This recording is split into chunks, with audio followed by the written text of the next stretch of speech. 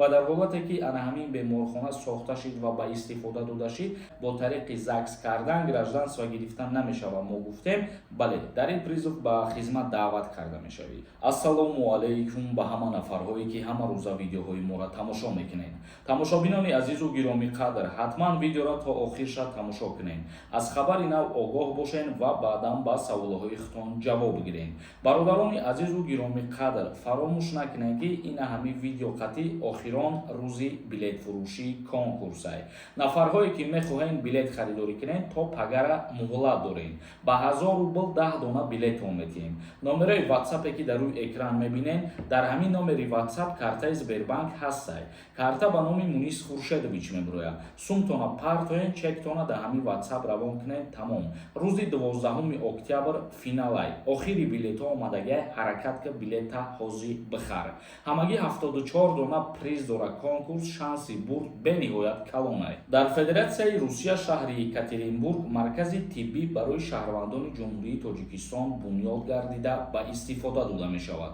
Шояд муассисаи тиббии хусусиро барои хизматрасонӣ ба шаҳрвандони Ҷумҳурии Тоҷикистон ва дигар ҷумҳуриҳои Осиёи марказӣ махсус гардонидан мумкин мебошад.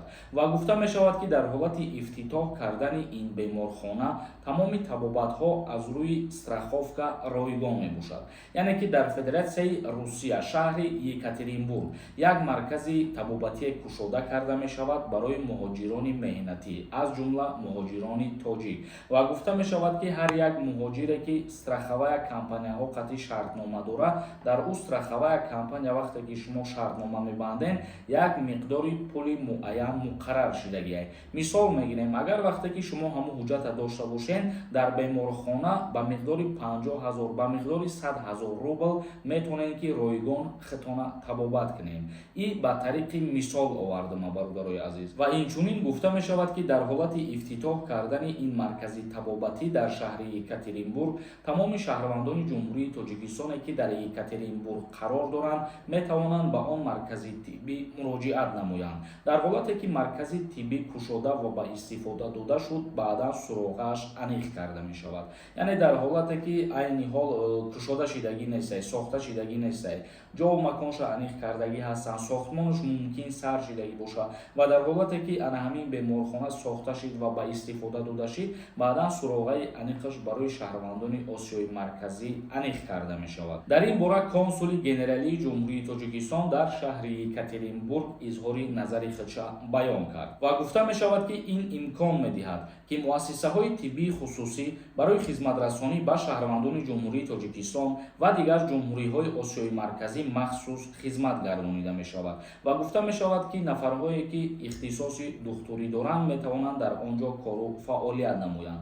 Яъне ҳар як шаҳрванди Ҷумҳурии Тоҷикистоне ки ихтисоси духтурӣ дошта бошад, дипломи медицина дошта бошад, метавонад ки дар ана ҳамун беморхонаҳо низ кору фаъолият кунад. Тамошобинони азизу гироми қадр, акнун комментарияҳоро хонда ба саволҳотон ҷавоб мегардонем.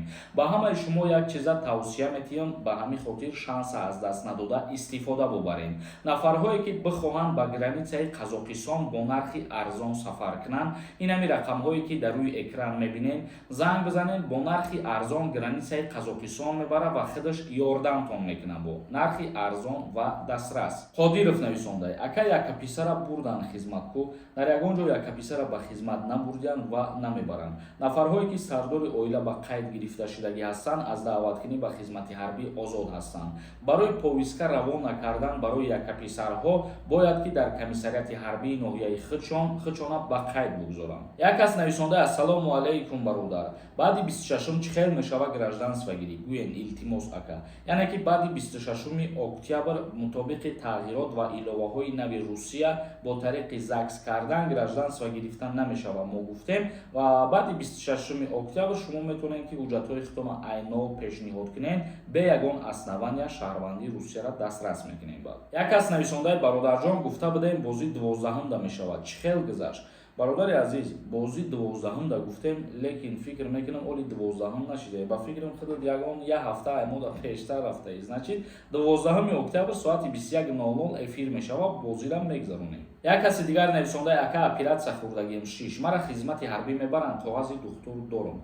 Вақте ки шумо коғази духтур дорем ки вазъияти саломатии шумо безеб қарор дора, ҳуҷҷати тасдиқкунанда бошад, не ба хизмат даъват намекунанд. Як каси дигар нависонда ассалому алайкум, ака ман дар шаҳри Русия зан ва ду кӯдак дорам, ЗАГС дорам. Тоҷикистон бурам хизмат мебарам. Не, нафарҳое ки соҳиби 2 фарзанд мебошанд аз даъваткунӣ ба хизмати ҳарбӣ озод ҳастанд. Ҳамза нависонда ассалому алайкум, сози хуби ака, ман соли 1996 14 декабр мара хизмат мебаранд ё ин ки не? Бале, дар ин призов ба хизмат даъват карда мешавӣ ва дар призови баҳорӣ аллакай моҳҳои декабри 1996 озод мешаванд. Як каси дигар нависонда ассалому алайкум акаи Сорбон. Ами бе ғарзи границаи Қазоқистон ки ҷо выезд кунем мешава. Границаи Қазоқистон фемейс ҳамара қапида депорт кардисай. Як ответ битенум, пешаки раҳмати калон. Ана ҳамин сухана чанди нафарҳо аллакай нависондиянд дар комментарияҳо. Иншааллоҳ як видео мекунем ва мефаҳмонем ки мардум бо эҳтиёт бошанд. Ин чиз пештарам буд, лекин ҳозир рейд беҳад сахт шуда ва ғайри границаи Қазоқистон ягон ҷои дигар тавсия дода наметавонам. Як тавсия дигар, худтон агар истифода бубарен, ира бисёри нафарҳорам истифода мебаранд дар ҳамун Федератсияи Русия ба Турсия сафар мекунанд ва боз абрад намеоянд бо тариқи ҳавопаймо. Як каси дигар нависонда ассалому алайкум Сорбон. Оилаи ма якин бор омад Россия, документаш накардам, Тоҷикистон роиш кунам, депорташ мекунанд. Агар дар таможни гузаштан ҳуҷҷатҳои зарурира бипурсанд, пешниҳод накунанд, бале, вале бисёр ҳолатҳое ҳаст ки намепурсанд. Як каси дигар нависонда ассалому алайкум ака. Ма патентам тамом шид, рафтам омадам успеҳ накардам. Патент кунам, метавонам 2 моҳ пас граница равам биём, метавонам патент кунам. Вақте ки шумо мигратсиони картара работа қайд кардагиен, шумо 2 моҳ наметавонед ки бесин дар Федератсияи Русия. Агар ки ҳозир омадагӣ бошед, метавонед ҳозир ай Россия бугӯед ва абрадна ворид бошед ай салина. Як каси дигар нависонда ака 10.01.1997 соли таваллуд май. Кай брат штоби аблава нақапа, пешаки раҳмат ака. Соли таваллуди 1997 призови баҳорирам ба хизмат даъват мешава ва призови тирамоҳирам. Худтон ҳисоб кунед, ҳамин 27 солара ки пур кардагӣ набошем, агар 27 сола шидагӣ набошем, даъват мешем. Як каси дигар нависонда ассалому алайкум мардуми Тоҷикистон. Аз номи ғарибони Якутия Тоҷикистон ба пеш.